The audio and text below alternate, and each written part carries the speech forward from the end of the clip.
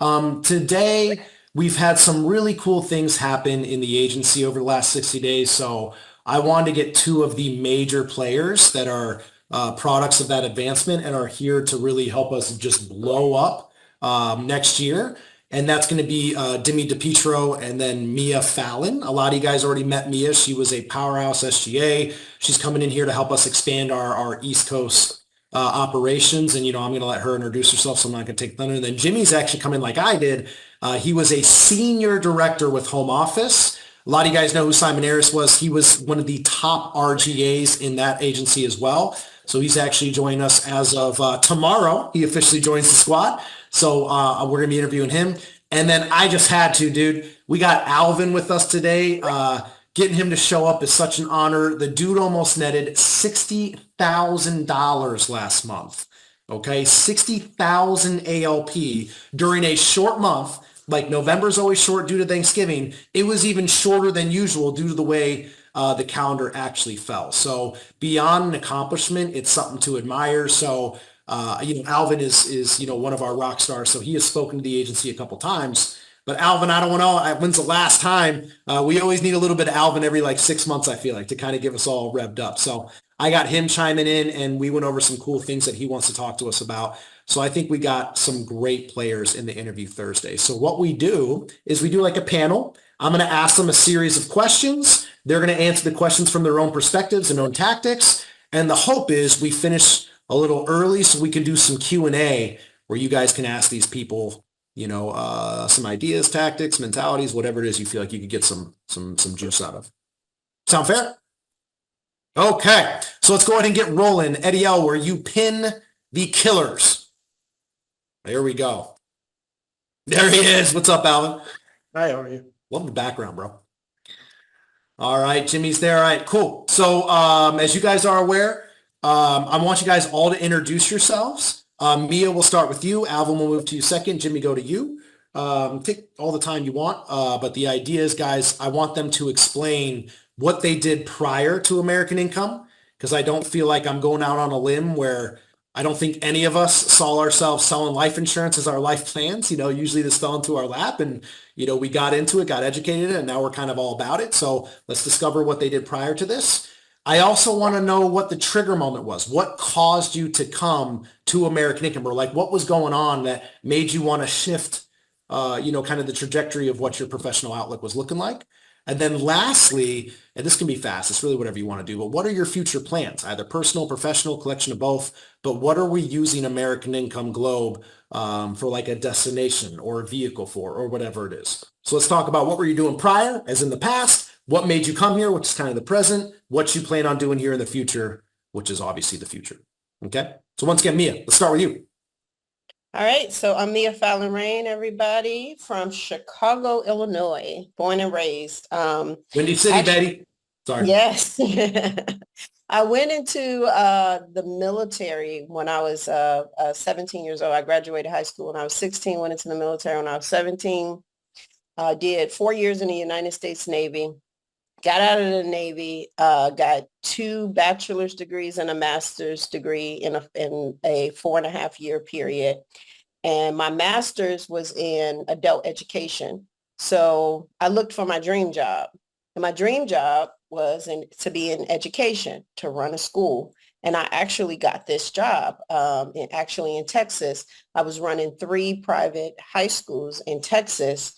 It was actually for the Latino community, actually.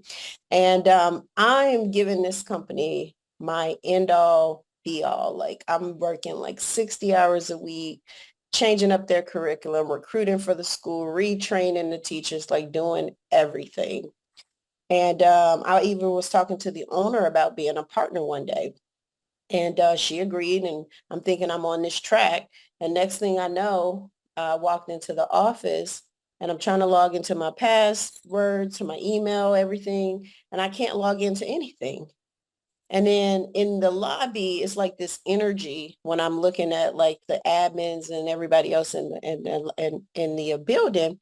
And it's like they know something that I didn't. You guys ever had that feeling like everybody knows something that you don't know? And so it's like this really nasty feeling in the pit of my gut. And so about maybe 20 minutes later, the owner walks in and she tells me, I'm sorry, you're just too big for this organization. And she hands me an envelope. And in there was my last check. And so I was really shocked. I remember driving home. They say you shouldn't drink and drive. I don't think you should like have the rug pulled from under you and be in a state of shock and drive because I must have been on autopilot. I don't even know how I got home. So I didn't have a plan B because that was the plan A. That was it. That was the end all be all. So I just kind of did like, I can't call it, I was in my 20s, so I can't call it a midlife crisis. It was a something life crisis. And I just kind of traveled the United States, staying in hotels, like depleted my savings account, didn't really know what I was going to do next. And then I got a call from Department of Children and Family Services in Chicago saying that my nieces and nephew were going to go into foster care if I didn't come and get them. So I dropped everything and I said, yeah, I'm on my way. I'll be there before the end of the night to come get them. So I had to drive all the way to Chicago to go get them so that they wouldn't go into the foster care system. Something similar happened to me and my siblings. So I definitely wanted to make sure I stepped up like my aunties did with me and my brothers. And so when I got to Chicago, the social worker told me, well, you can't take them out of the state. And I need to verify your income, verify your home, verify everything. It was a little after 12 a.m. at night, and I told her I had a place in Illinois and I had a great job, and I could get her all the information. Just let me get the kids settled in. It's late. They're hungry. Let me get them in school. Let me get them some clothes. Let me get them all settled in and give me about a week and then you can come over and see everything. And she agreed to that. And I took the kids to my aunt's apartment that night. And I remember we were all like, had little pallets in her little small living room apartment on the floor in the living room. And I was just on the computer, like resume just out, just apply, apply, apply, apply, apply, apply, apply, just, apply all. You know how we do, right? When you're looking for a job, right? Could be how some of you guys got here too. And the next day I got a couple calls from different companies. And this was the third company I interviewed with. And when they just explained the compensation plan to me and they told me that there was no cold calling, I didn't have to make a list of family and friends and they were going to give me the words to say. And then they offered me the position on the spot. It was a no-brainer for me. I needed it and I didn't know what I was getting myself into. It took me like 3 months to figure out I was selling insurance, but getting a opportunity here that week allowed me to get an offer letter from the agency admin. And I used that to get myself a townhouse and furniture on like rental basis, like pay by rent or something like that, furniture situation. Yeah, and I was able to get a place, furniture all in 1 week for me and the kids to stay in so that the social worker can come over and say that I can take care of the kids. So that's how I got here. Talk to us about the future. Give me like 30-second rundown of what you're looking for. Yeah, the future, what did I write in here about the future? You know what? I actually hired somebody the other day who said, hey, do we have to work weekends? Because I don't want to work weekends. I want to work on Monday through Friday and I want to live my life on the weekends.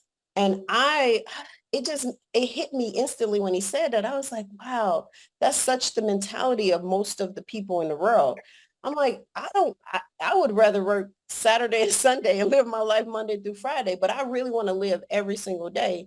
And that's currently like what I'm doing now. I'm living my dream life that I used to pillow talk about 10 years ago. I'm living in different countries right now, Thailand and Bali. And I'm just living my life, homeschooling my daughter and running my team and working. So in the future, I want to continue to do that. Continue to build up the East Coast like you and I originally talked about and, get back to that state director position, running my agency, things like that, and just keep living. I dream. Beautiful. Beautiful. Which is a great segue into Alvin because he is well traveled as well and still able to handle business at an extreme level. I think last year was a testament to that. But Alvin, why don't you give us the same? Doing prior to AIO, as much as you want to share. decision to come here, and then what are some future plans? Hello, everybody. It's a pleasure being here. Prior to AIL, I've worked pretty much my whole life in family businesses. My family has all been entrepreneurs. My dad opened businesses. We worked them. That was basically the thing that we had to do. The last place I was at was our travel agency. So I was managing a travel agency. It was the largest one in California, actually, that was independently owned. We had 54 people that I managed, took care of through there. And then the .com came, things came, environment changed. Eventually, long story short, the agency was sold off. It was bought out by other people. Everybody made money. We had other stores also. We had about 10 jewelry stores in California that we ran, sold off. Everybody made their money, went on their way. In the end result was I was left out in the cold. Everybody made their money. Families, things happen. There's two brothers, both of us, but one pretty much made out. I was left out in the cold. When that happened, I was jobless, had a home, single dad, two kids, girl and a boy. I was raising them alone. So things changed. We had to look for, it was about 2 years actually, I looked for work. I was at the point where I would have lost my house that I currently live in. It was close. Reality sets in of what things can happen and what things don't happen. So it was a awakening. I've done everything that you can imagine that I had to do. I went from living the high life to right at the bottom, at the verge of probably being homeless and wondering what to do with two kids. So it was an eye opener. Was looking for work. Nothing was coming up. I went to interview. I got a job here. I got a call from American Income. I went to go do an interview, and that afternoon, they said, "Hey, come back. We want to do this." That next morning, I actually got a job offer from Salesforce, which I thought was, "Hey, this is great. That I have sales experience." Starting was at about 175. I said, "Shit, okay, 175 is pretty good to start off at with Salesforce." And I debated this, and I'm like, I've never worked on commission. I don't know. I had to actually pray on it. I had to actually sit down in front of, and just think about what I wanted to do. And result is I ended up here. And best move I've made. The best move I've made. I don't have to deal with employees. I don't have to deal with anything. This is an eye opener. I am living my dream that I need to live. My father always used to tell me as a child, as a young boy, when I'd walk into a plane or anything, I always wanted the best of everything. I wanted to sit in the front of the plane. I wanted to get the highest hotel room. And my dad used to tell me, he goes, "Alvin, you've got beer. Beer is your budget and champagne is your taste, and you're never going to get it. You got it." Listen, and it was always a dream. I want the Sounds like best. college all over again, dude. Call me what it is. I'm not doing it to show off. It's what I want in my life, right? And that's what I do. And where I look for my future, I'm living my future. This is my dream. I make my money. I travel the world. I work. I have a boss that I appreciate you, Andrew, because you let me go do my thing. When Andrew came on board, the day we interviewed, when he took over this agency, I told him, I said, you don't know me worth shit, right? You don't know who I am and what I do. Do me a favor. Just let me be a horse. Let me just put my head down and let me show you, give me 60 days to show you what I can do. Mm-hmm. And if I can do what I can do, and I think what I can do, let me do my job. And honestly, that's what he lets me do. He lets me do my job. I work when I have to work, which is all the time, because I enjoy it. It's fun. It's not really work for me. That's the difference. That's why I'm living my dream. Well, also you got the taste of champagne, That's why you got to make that money. Why don't just for argument's sake, because it's always impressed me, dude. Like, so guys, he's humble about it, but his production last year was spectacular. What countries were you in last year? Like, how many did you visit while you were writing this production? Obviously I was in Fiji. I was in Japan. I was in Thailand. I was in remember Colombia, we talked about. Russia, Colombia, Panama. Yeah. I had about 7 different countries I visit. Every other month, usually I'm out. 2 weeks, I'm going to be gone to the Philippines. So my Christmas and New Year's is going to be spent out in the Philippines. Well earned, man. But yeah, that's why I love using Alvin as an example, because when he came in, he was one of the few people that drove to the office to me, which I appreciated more than anything because it was daunting for me to do it. But it's like, I respect the person that has this level of self-discipline where they're like, dude, just let me do my thing. Because I think it is about being independent. And yeah, man, I think it's just such an impressive thing to see that you're able to write business and do what you do even while traveling. It's just a level of discipline that's so rare. So thank you so much for sharing. Jimmy, talk to us, dude. All right, what's up, McQuade Organization? How we doing? Great to see everybody. I'm fired up. You know, this is I've seen a couple of these before. It's an honor to be a part of it. So what did I do prior to AIL? I was born and raised in Wilkes-Barre, Scranton, Pennsylvania, right where the office is. And I think that like people that I know actually act like the people on the show. So if you're a fan of the show, it's kind of real, I think. So where I'm from, you kind of just do construction or warehouse work. Not really a whole lot of career minded. I just didn't have big dreams or goals. Like Alvin had mentioned, I didn't really think, very small lid, and I just worked warehouse work and construction work, you know. Right out of high school, I went to the local community college because I got a few offers for football, but my grades were not so good. I didn't listen to anybody. I wish that I did. And then went to a school down in Maryland, got my grades up and played baseball down there. And then I was like really crushing school because I was pretty serious. I kind of grew out of that, I guess you could say. And I found out that I was going to be a father with my high school sweetheart, and I dropped out of college and stopped playing baseball. I went and got a job at a warehouse. Called my friend up, Corey Cortez. I said, Corey, you're like one of the only people I know that just got a college degree. You just got a job at a warehouse. Give me a job. So I started that Monday and, worked at a warehouse. It was called Flantech USA. And long story short, worked there for a few years. And then I don't know if any other parents in the room, but, the money I was bringing home versus daycare didn't make any sense.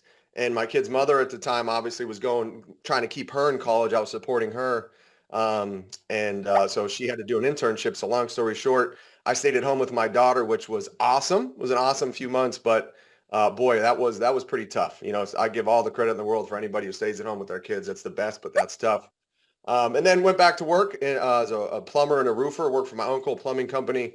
Buddy is or my uncle roofing company, my buddy with the plumbing company, and did that for a while. And how I got into AIL was all my friends were working in the deal, and they kept offering me like, come on board. And I was deathly afraid of commission. I got to be honest. I would even go to their like office Christmas parties.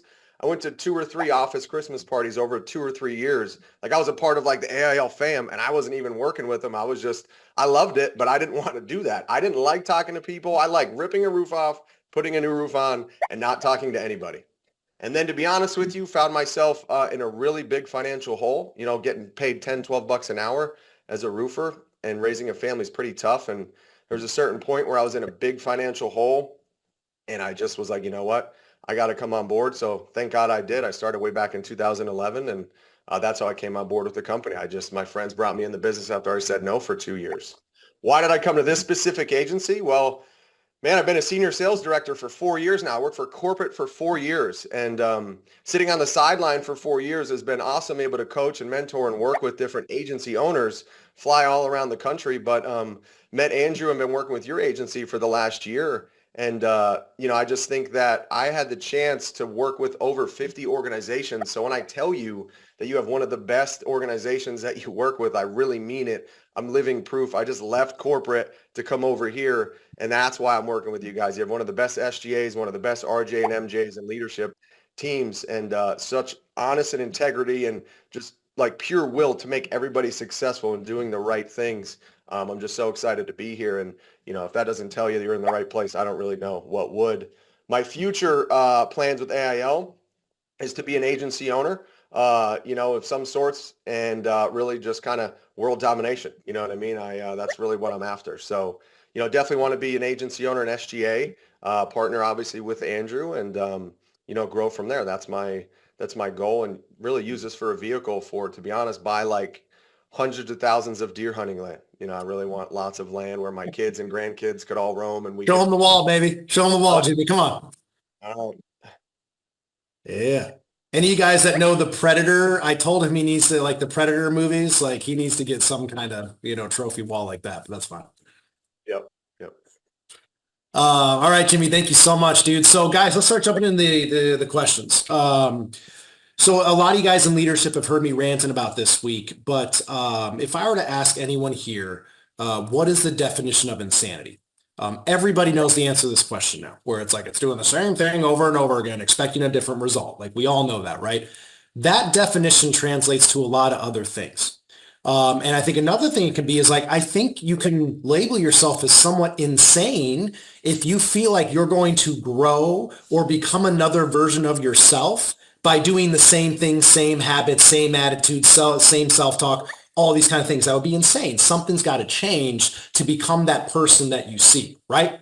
So my question to all you guys is tactics or habits or mentalities that have helped you with long-term character development. And I know the word change is not typically viewed as a positive thing. So maybe like enhancements, like character enhancements, things that you feel have made you become more and more in line with the person you're dreaming of becoming long-term. Does that kind of make sense, what I'm asking there? Yeah? Yeah. So Jimmy, let's go ahead and start with you. We'll go reverse this time. Sure. So, Jimmy, So I think the first step, and it happens over time, and that's is win the argument in your head. Really audit your thoughts and think about what you're thinking about. I've certainly been told to, and this isn't an original idea, but focus on my thoughts and my arguments with myself. Like I'm pretty good. If I were to get in an argument with somebody, I know I'm going to win. I'm a type A personality. We have a lot of type A personalities on this call. You're probably undefeated in arguing with others, especially maybe family members. But we're defeated every time with our own arguments with ourselves. So I think, first of all, just being aware of your thoughts and auditing them and winning the argument in your head. And what I mean by that is like right now, everybody's probably thinking like January 1st, I'm going to get back to this. I'm going to be doing that. Like just say tomorrow and do it and make the decision and not argue with yourself and go, well, no, maybe January or no, maybe mid. It's like, what are we waiting on? Just make that decision in your mind first.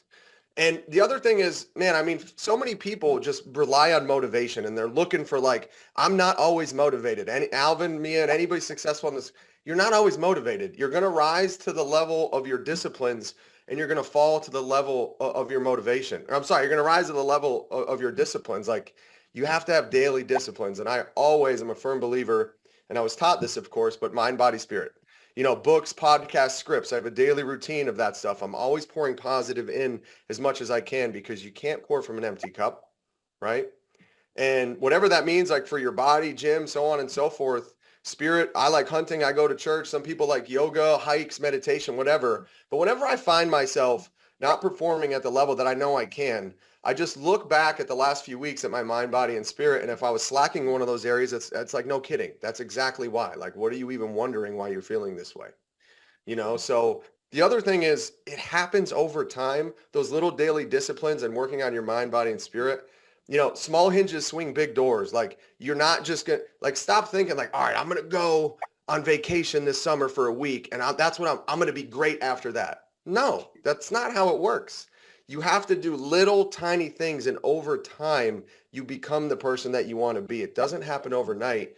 The last thing I would say is give yourself a little bit more credit along the way. Like, I know I just said I'm like dialed in, okay, but I made the decision today. I ate 4 pieces of pie last night for the first time in like a week. I had pie. I don't know, I'm not a pie guy. All right, but I'm like, I'm not waiting until January 1st. I've been like 2 weeks of eating like crap during the holidays. And in my mind, give yourself some credit sometimes. The person you are today, I guarantee you is much better than the person, especially if you're new in this industry, a week ago, 2 weeks ago, or 3 weeks ago. So give yourself a pat on the back, and it just happens through daily disciplines. Mm. Yeah, I think I speak for the group when I say pie is delicious. I don't trust someone who's not a pie guy. I just want to be very clear on that. I ate 4 pieces. It's the same for cobbler. If you're not a cobbler fan, I got something with you too. Winning the argument in my head. Yeah. So to recap, like I think, guys, we've done some CEs on the aggregation of marginal gains. I love that answer. Like the idea that a lot of people think there's these monumentous moments that spark change. It's like, no, man, it's a collection of small things you do habitually. And yeah, there's sometimes a catalyst, but it's like, that's typically what sparks long-term change. I love that, dude. I love that answer. Okay. Alvin, you dude, how do we do character development? Like what are some things, especially with the track record you've had, like what are some highlights you think that really triggered some of these things that you could share with others? Well, I think biggest thing, first of all, is we have to listen. We need to listen to what's happening around. We need to listen to what's happening in the world and what's happening with our clients and what they want. Number one is I had to become a better listener. That was the big thing. Okay. And then everything else kind of fell into place. You have motivation for me. It's simple. I don't need to be motivated. I don't compete. I don't want to compete. I compete with myself. And the motivation is I don't want to be poor. I'm going to be very honest with you. That's my motivation. My motivation is not to see my name in lights. My motivation is nothing like that. My motivation is on Friday what got deposited in my bank account. I'm not trying to sound callous. I'm not trying to sound uh, cocky in any way. That is my motivation, is to build that gives me the ability to do what I want to do in life. And that's what I'm after, is how can I provide for my family? I've always provided for everybody else, never for myself. Now it's about living for myself also, still doing for everybody else, but for myself. But how do we make it? We need to be up and about. The business, as Jimmy was saying, the business doesn't come to you. You have to go to the business.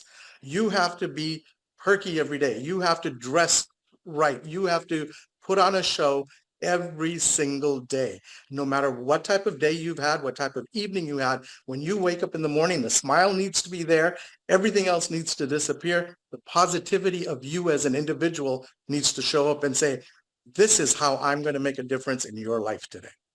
I am here to help you. I am here to make it happen for you. I have the knowledge. I have the experience. Let me share it with you. How do I make your life better? How do I take some of your stress away, bring it on to me to show you how I can make it better for you? That's what I look at. Okay. I've trained a lot of people, Andrew, in the company of being here. And a lot of people come on and they start learning and they start selling. And you know what happens? They disappear. Meaning they stop learning. They think this is it. I've reached this. It's not it. I learn every single day. If you say I wrote 58,000, that's in the back rear view mirror now. How do I top that? And that's what everybody needs to do. They need to push themselves.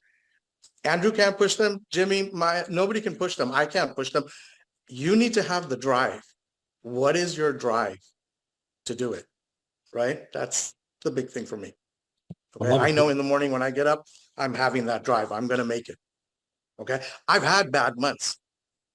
Okay. And please, again, when I say this, I say in retrospect, for me, my bad month was September. I called Andrew up maybe 5 times in September. I wrote $15,000 in total AOP, something like that. I was stressing. I was ready to hit my head against the wall. Have I lost my touch? What the frick has happened? You name it, I did it. I went for walks. I did meditation. Oh, it's like, I cannot have a month go bad, right? It happens. And I'm telling you, it's going to happen to everybody. So it happens to me. I stress. Use the stress as your motivation. Okay. That's what I got. I think that's Hopefully great. I answered it. No, I love it. I like the concept of, external motivation versus internal. Using the people and the forces outside of yourself that can kind of drive that motivation, I think is spectacular. And then, me and you have talked about this, like the idea of always being a student. If you want to become a stronger character or become a different version of yourself, that basically means you're learning something. There's something you don't do, don't know, don't whatever, and that's what will cause the change. And if you turn yourself off to being a student, dude, it completely handicaps your ability to develop. I think it's great, dude. Mia, close us out. What about insanity? Absolutely.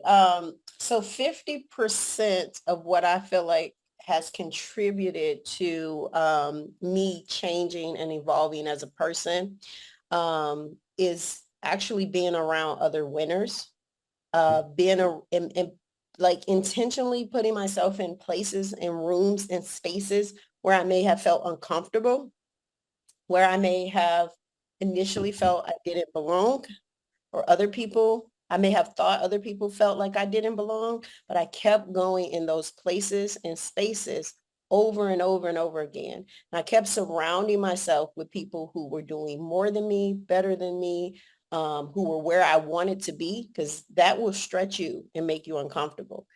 If you if you know that saying, like, you're like the 5 most people that you surround yourself with, like, that is so true.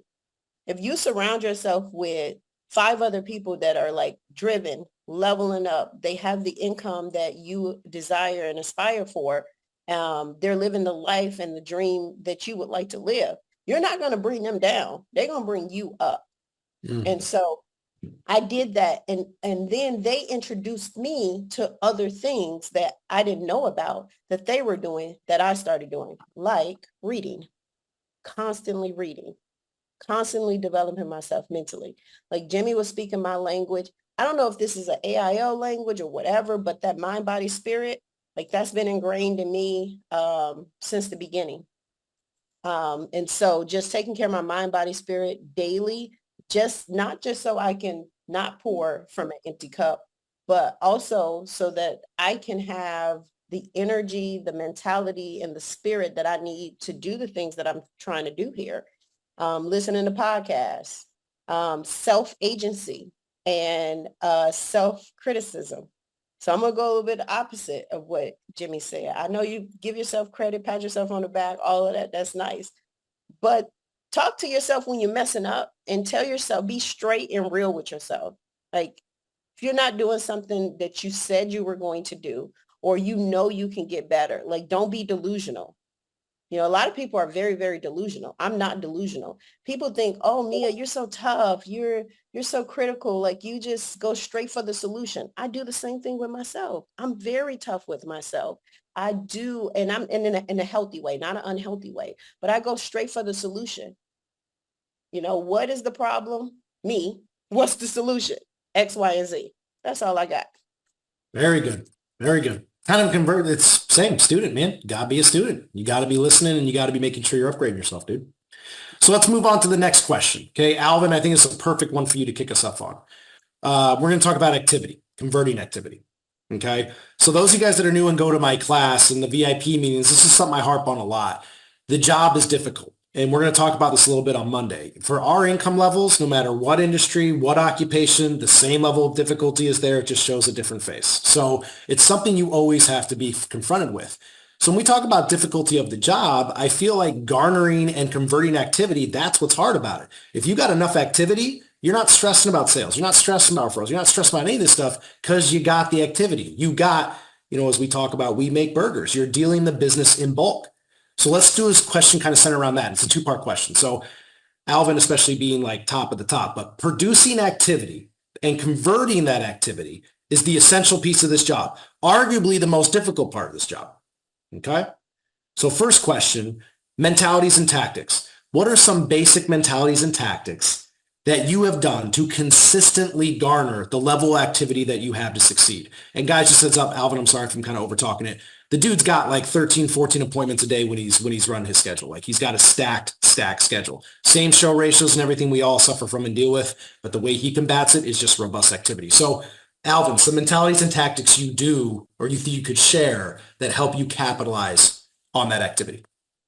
Well, first thing is just that I have a lot of activity and I work every day. People, a lot of people think I don't work every day. I'm on every day. Okay. I choose to be on every day. That's my choice. But having the appointments to make it happen, first of all, is number one. And having a positive outlook is very, very important. This is a mental game. This job is very mental.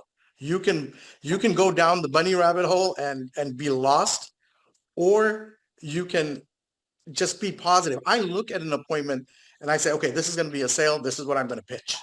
I'm already reviewing it. I'm looking at who they are, who's on the list.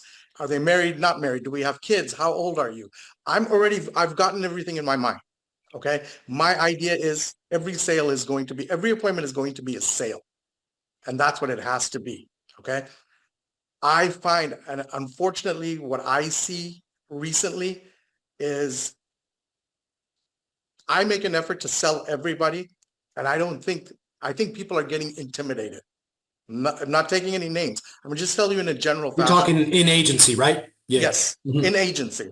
If I'm talking to 60 people at least in a week, okay? But I'm dealing with people that are in the union 10 years, 20 years, 17 years. Out of the 40, 50 apps that I did last month, Andrew, 4 of them were people that just were never seen, brand new. Okay, that happens. Everybody else was 10, 15, 20, 30 years retired in the union. Say that You one more know- time. Out of the 50, 60 apps you wrote, only 4 of them, this was their first time. Thank you. This Al. was their first time. Yeah. Okay. Everybody else is multiple. They've been here 10 years. Guess what? They've been seen 100 times, you know, they've gotten that telephone call so many times. So I still pitch them. It doesn't matter. For me, it's brand new. I'm pitching. Mhm. And then I'm starting to tell them, hey, explain to me why you didn't just take the largest and the best benefit that you can earn through the unit. Why don't you have this? It's quiet. Well, what do you mean?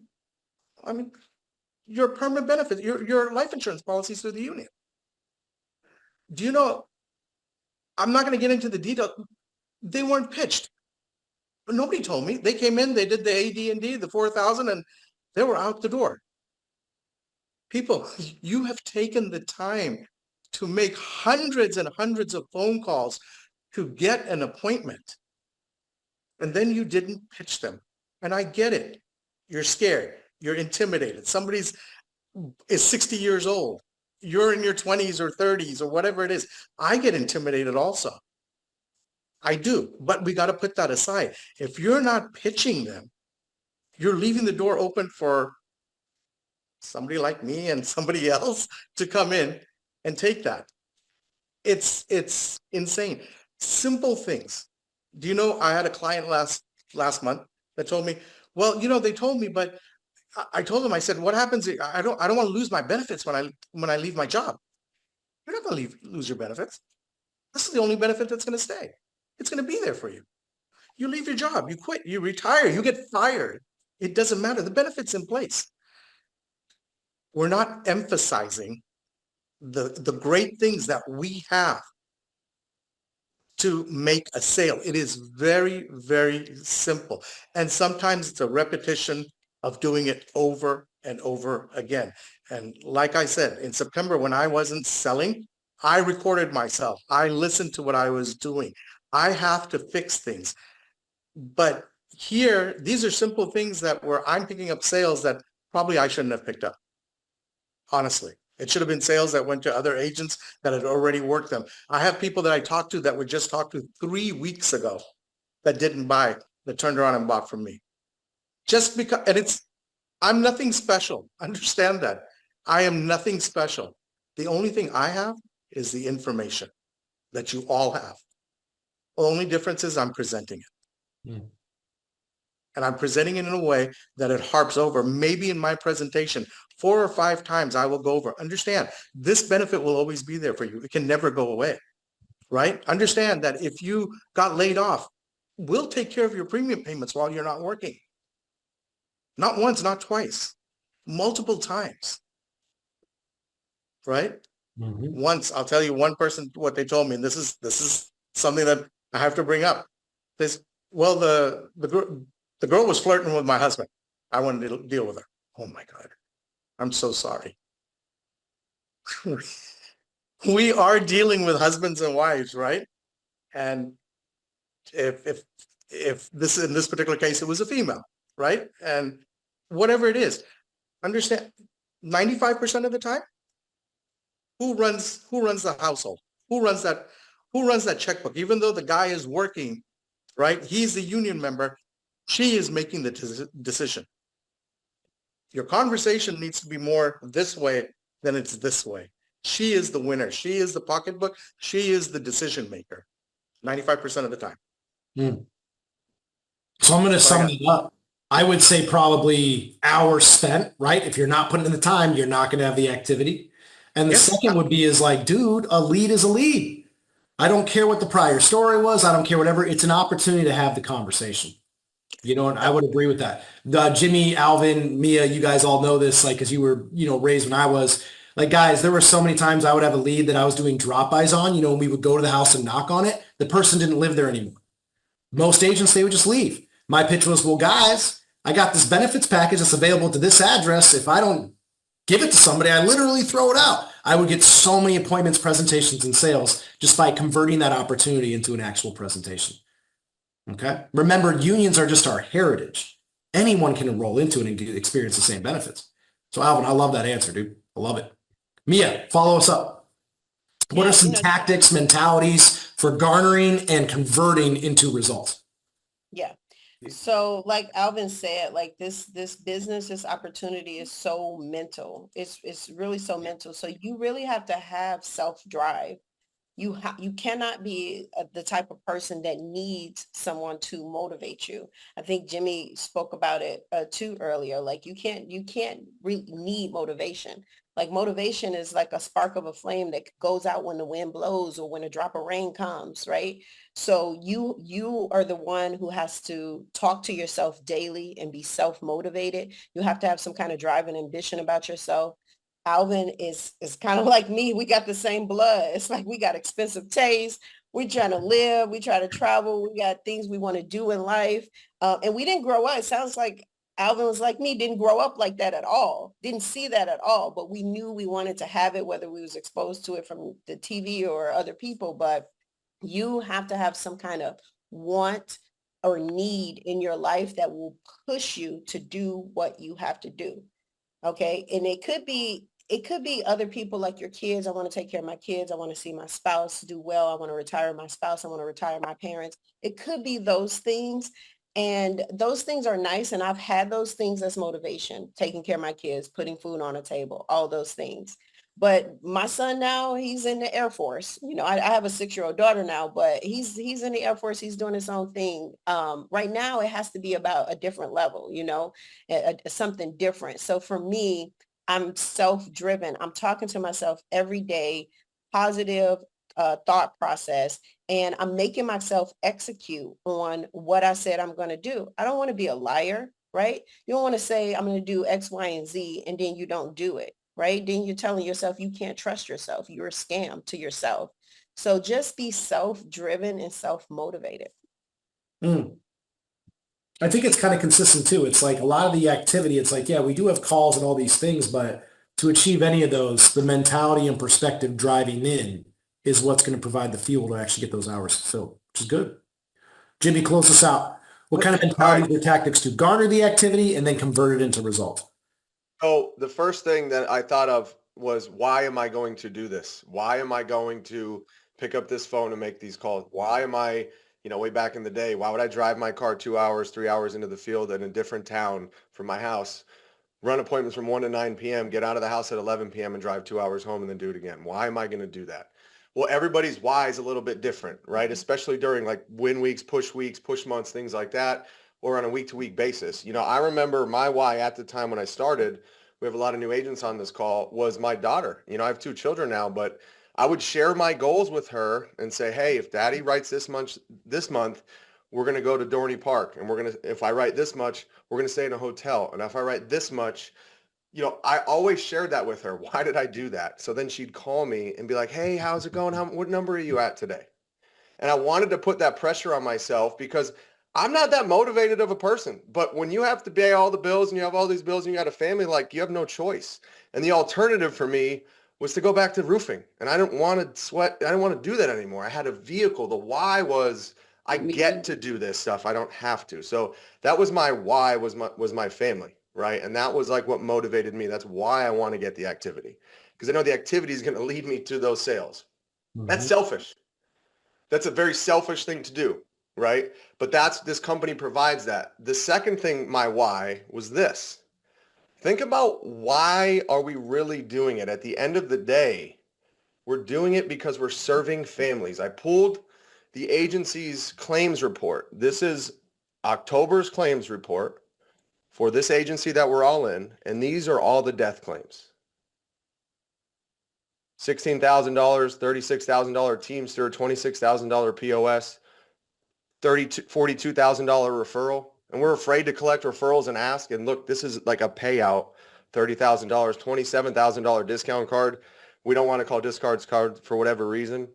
POS, labor union, 60,000, 1535. at the end of the day, guys, this is what we're doing. This is why we're garnering that activity. This is why we're getting after it.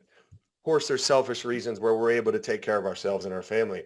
But at the end of the day, this is 52 families minimum that passed away that received, I don't know how many hundreds of thousands of dollars. So remember that tonight before you hit the phones. Remember that when you go to collect referrals and you feel a little uncomfortable. We're serving the community. The other thing with that is mentalities, right? Your mentality is remove your feelings, rely on the data. Anytime it's like, well, I really feel like I made a lot of calls, or I really feel, it's like, okay, what is the actual data? Who cares how I feel? How many dials did I actually make? And like Mia said, what did I commit to and what did I actually do? Like remove the feelings. And the tactics, guys, it's referrals. It's referrals. Okay, I can't tell you how many agencies I've worked with over the last 4 years as a sales director. Alvin was talking about unions a minute ago. I love unions. I grew up in an agency in Pennsylvania. Okay, we work with unions, work with third-party vendors. There's so many times before I addressed an agency that I couldn't say the word union because they don't get any leads. They get no union leads. I'm not like making that up. There's so many agencies out there that are maybe in the South or other areas where they don't get union leads. They don't get them. So when you get them, like it's a true privilege. So get them and collect referrals on them, and guys, like that's really it, is the mentality, and then the tactic would be referrals. And the last thing I would say is will it to happen. Like before you roll into a phone session, like Alvin said, he's like, I already know the plan and I'm already going to make sure, they're buying. Like every day as a new agent, I'm blanking the past 3 days. Day 4, I'm like, yes, let's go. 0. I'm 0 for 5 the last 4 days. Today's my day. I'm going 4 for 4. When you get a flat tire, just got a flat tire 2 months ago in my truck, got out of the truck, high-fived my wife, gave my kids high fives. I'm like, yes, we got a flat tire. They're like, what the hell's wrong with you? I'm like, this is an opportunity. Like they're going to see how I react. And if I'm like, oh man, we got a flat tire, then they're going to be like, this day sucks. No way. No way. That's how they're going to grow up and be? No way. This is a chance for me to show my son how to change a flat tire. My daughter, like this is an opportunity. So I'm like willing my days. I'm willing the calls. They're going to answer me. They're going to love me. This is going to be great. And when they're grumps, yes, I got the bad ones out of the way. Like you have to act that way. You have to develop your mindset into that way with a huge focus on referrals, and you're going to have more activity than you could ever imagine. Love it, dude. I'm gotta admit though, I'm one of those guys that bums out when I get a flat tire, bro. I'm not very positive about it. I mean, on the inside, I'm like, soul's dead. Yeah, showing the claims report, I'm just gonna do a different spin on it, why I can be intense. And once again, those guys have been in my class and all that. I talk about this a lot. It infuriates me when we're doing down closing and people bring their wallets to the client's table. Like, when I saw that claims report, it's like, dude, 30,000, 60,000. Who you guys got mortgages? I would love to see a mortgage of 60 grand. So it's like when we're down closing and butchering these deals out of a sake of fear of not staying our ground, there's 52 families that, yeah, they probably would at this moment would have liked us to stand our ground and say, nah, you kind of need this income protection. Nah, you kind of need this mortgage protection. Nah, they probably would have exactly. Where's the 100, 300, 400? It's like, I stress that. Like my life insurance, there's 2 commas in it with the death benefit because that's what I need to make sure my family's got. So it's another thing where it's great what we do, but also the quality of what we do really does matter. And just like a doctor when someone's sick, or just like a lawyer when someone really messes up, it is our job to be very stern with what is actually needed on that day and to do our best to get as close to that number as we can. So Jimmy, I appreciate you showing that. But it's like, yeah, guys, also pay attention to that. We want these families to be in the best position possible. Something like that were to happen. Okay. Andrew, Very can I good. jump in for 1 second? Alvin, go for it, dude. Yeah, of course. Just a quick thing. When you said down closing, and again, I'm in the field every single day. It's not always a down close, Andrew. That's the problem. So, this isn't uncomfortable. People are uncomfortable. They're a little nervous. They're a little scared. We get it. But if you're going to pitch a $30,000 policy and a client tells me, because I asked them on a POS, can you tell me why you were covered for $35,000? You've got 2 kids. You've got a home, right? What is 35? It's going to pay for your funeral expense. Hopefully. That's it. And the answer is a lot of times, well, that's what they offered me. Did you not get any other offer? Did they not tell you that, hey, 60,000, 100,000, what that's going to be? No. This is what they said. This is what it gave. And so we took that. So my feeling is, and I get it, I've been there, right? It's, let me get a sale, let me get some sale. But you don't control their wallet. Their money is their money. You have to give them the opportunity to spend their money to protect their family. If you think you're just going to give them a $20,000 policy and you're doing them a favor, unfortunately, you're not, because if that person passes away in 3 months and they don't have enough money for their family to survive, who are they going to come to? They're going to come to you. I'm probably going to get a telephone call. Alvin, you only offered me this. You covered the funeral expense, if that. What's going to happen with my kids? How am I going to pay for the mortgage? How am I going to keep what is going to, I've got little ones, milk, diaper, food, clothing. Don't sell yourself short. You guys are better. You have to have faith in yourself. You have to give yourself the opportunity to succeed. And when you succeed, you're helping a family. Alvin, Eddie, my partner, Eddie, if you want to maybe, you don't have to chime in. I can kind of say, I guess, to keep it fast, but, Eddie does this really good talk and it kind of echoes what you're saying, Alvin, where, client passes away. Would you be comfortable showing up to that funeral and explaining to the family why you only covered them for 15 grand, why you only covered them for 20 grand? And yeah, sometimes the answer is the client was very combative. Well, that's all I get. It's like, I get it. But there's a lot of times where it's like, yeah, man, you maybe made an offer, got anxious, and then just deleted half the program. It's like, yeah, man, they maybe would have backed down a little bit more, So I think that's great. I appreciate it. All right, guys, 2 more questions. This is an important one, though.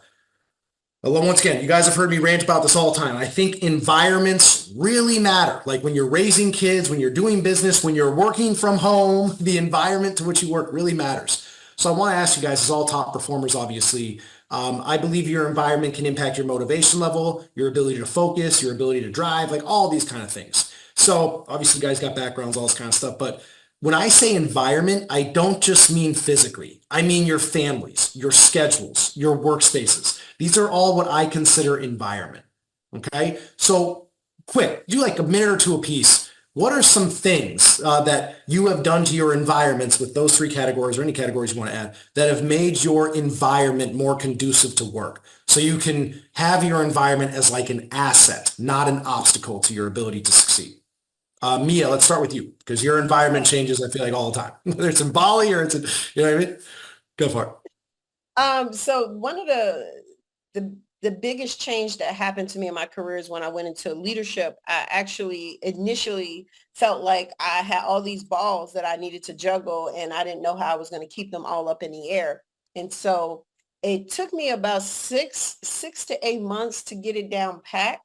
But I had to learn the most simplest thing that I thought I knew, and that is how to keep a schedule, how to make a schedule and keep a schedule. And it's not like keep a schedule because I got distracted, because I'm borderline workaholic. Like I wasn't getting distracted or wasting my time or doing stuff. I might have been doing the right things at the wrong time. You could be doing the right things, but at the wrong time. Okay. And so I had to really get good about making a schedule, keeping a schedule. So I feel like right now I'm the queen of a Google calendar. And because I'm so structured with my schedule and I'm so scheduled, I have more freedom. Discipline has given me more freedom. It's given me more of my life. So when I'm I'm all in. My family knows it. They don't call me. They don't think I'm their doctor. They don't think I can fix their car. They don't think any of things like that. When they do call me, does anybody know when they need something? Because I'm the one in the family. Anybody the one in the family? I'm the one. So I have to be so dialed in because my family could be out on the street or anything could be happening. And I have to be the one that makes sure that that doesn't happen for my entire family. So that's the first thing is just learn how to keep a schedule, learn how to make a schedule. The second thing is my work environment, my workspace. Every time I go, like my villa in Bali or my place in Thailand or my place in Georgia or Virginia or wherever, I have a separate work area that's not attached to my family area. So even if it's in the same home, if in the home, I'm not going to work in my bedroom. This is just me. Some people can't do that. If you can't do that right now, it's okay. You're going to get there. Okay. Your next home, you're going to be able to do this. But I try to section off a space that's going to give me like the grind energy, the work mentality, the focus mentality. Okay. Because my family energy is real different. And then with family, when I started this, my son was 10 years old. And so I just really communicated with him like he was a human adult and explained to him what I was doing, why I was doing it, make sure he bought into what I was doing. And he used to hold me accountable. I couldn't come home at night without no ALP. That wasn't happening, and then like with my daughter now, I'm trying to show her who I am and I'm a winner. Now she's 6 years old talking about, I got a client. I need to go talk to a client, so make sure your family know what you're doing. That's all I got to say. I think I've been the exact same. Is for me is when I make a schedule change or whatever, I think where a lot of people can fall short is making that public. Everyone needs to know. Because typically when we get distracted, it's typically an outside influence. It's usually not an internal. Like internal is a battle too, but you'd be surprised how many distractions are external. So I think that's a great answer. Jimmy, why don't we circle to you and then Alvin close. Everything Mia just said, everything she just said, that was golden. I didn't know you had all these places, by the way. I'm going to have to hit you up and get a little Airbnb. Yeah, I told her when I'm doing a tour around the world, Alvin's going to be my guide and then Mia's Yeah. going to be my, I'm going to stay at her places. Yeah. I'll keep mine super short. Like, I live and die by my calendar. I've been losing my mind for the last week because I have my home office sales director laptop and then I have my McQuade, and I'm like losing my mind because I just need to know when I'm going and where I'm going. I rely on that. End of story. And then for my family, we use, I split custody with my kids and 50-50 and, I use this app called Cozy. It's COZI. It's an absolute, we put all of our calendars on each other, like different work schedules, sporting events, like it is a great, great tool. And I can tell you where I'm going to be for the next probably 6 months every single day. Like I already know where I'm going, when I'm going, and I just need to live that way. But it took time for me to get there. But like you said, Mia, building that thing. And then the last thing would be your workspace. I made my office into like what I wanted it to be. I just took me time, like, you know what I mean? Like it doesn't happen overnight, but I don't mind. I love being in here actually. Like I thoroughly love being in here. And same thing, my family knows what, like, last thing I would give you a piece of advice, and this is, I asked this in my, SGA years ago. How do I be where you are? If I'm on this laptop, my phone's flipped over, like my daughter's not calling me, like I'm here with you. It's where I am. And then when I'm outside there with my family, I am there with them. Doesn't mean I won't come in my office, check my email, check my phone, but I'm in here. Then I go out there. So just be where you are and love the one you're with. Great advice. Alvin, talk to us, dude. Well, for me, it's pretty much everything that they've said, right? I have a dedicated workspace. That's my area. When I'm working, stay away. I do not want any distractions. And I've said this in the past. If I have a significant other, if it's something that you want to talk to me about that's going to upset me in any way, don't do it. Talk to me at night. Don't talk to me in the morning. Leave me when I'm working. This is my time, because if I'm not making money, guess what? You're all not eating. It's not going to happen. I'm the one that's making the money through here, right? And my work schedule, Monday, Tuesday, I'm on all day. Wednesday, I'm off half day. Once turn-in is done at 1:00, Alvin's done for the day, most likely. Okay. Thursday, Friday, full day. That's it. I need my own space because I'm super passionate about my job. So when I'm there, the passion is raging. Don't come in, don't come out, because I'm in a groove. I'm in a mode that I need to be talking to people and connecting with them. That's all I got. Beautiful, dude. Absolutely beautiful. All right, guys, last question, then we can wrap up. Super basic, but one of the most important. We're going to rewind years and years ago. Jimmy, we'll start with you kicking this off. Piece of advice for a newbie that just started. And by just start, I mean like first 6 months, 90 days, that kind of thing. Knowing what you know now, what do you wish you knew then? So if you could go back, knowing what you know now, what do you wish you knew then, or what's some advice you can give to a newbie just getting started out to get their career in overdrive? It's not that I wish I knew then. I really feel like I want to give a different answer to it.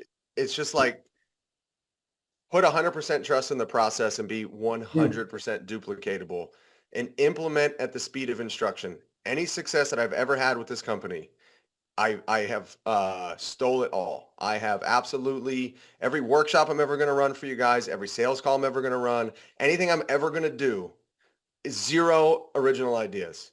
I was so coachable in the very beginning of my career. I was so open to the coaching. Like I literally started talking out the side of my mouth during presentations because my field trainer, Mike Clemente, would say, hey, Joe and Mary, so leaving the no-cost benefits going into the insurance benefits, he'd say, Joe and Mary, really more of the meat and potatoes on why your union has us out here.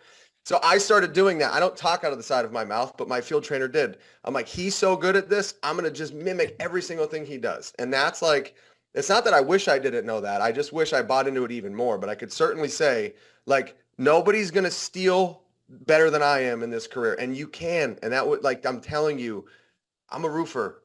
So I don't know anything I'm doing. I just learn from everybody else and implement it.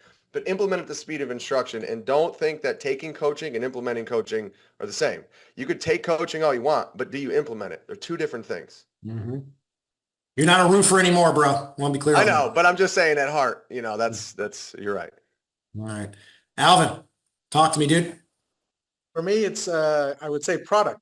Know your product. Your knowing of your product here is your power. Your knowledge is your power. You can beat any rebuttal, any company out there as long as you are knowledgeable and you come across knowing, you come across as an intelligent person and you're not talking shit out of your mouth to your people. Nobody wants to be sold to.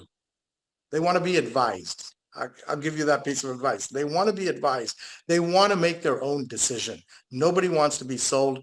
I'm never a salesperson. I'm never a salesman. I'm here to give you some advice. What you do with that advice, it all depends. But for me, it's all about the knowledge of power and knowing your product in this company through there. Okay. Alvin, do you think also maybe having like just a repertoire of what other generic products are out there on the market that Absolutely. you can kind of compare and contrast, you know?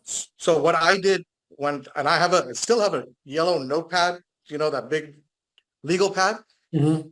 Stated for Farmers Insurance, State Farm, Liberty. I researched every single company and I tell my clients, tell me what policy you have and I'll tell you why it's not what we have and what's better about it. And if it's good, I'll tell you have a great product.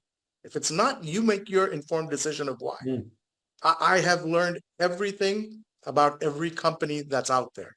Okay. Mm-hmm. So my knowledge is my power. That's why I can do it. And I'm willing to share it. I've told everybody I'm very approachable. A lot of people think you can't call me, pick up the phone, call me. You want to be coached? You want to be trained?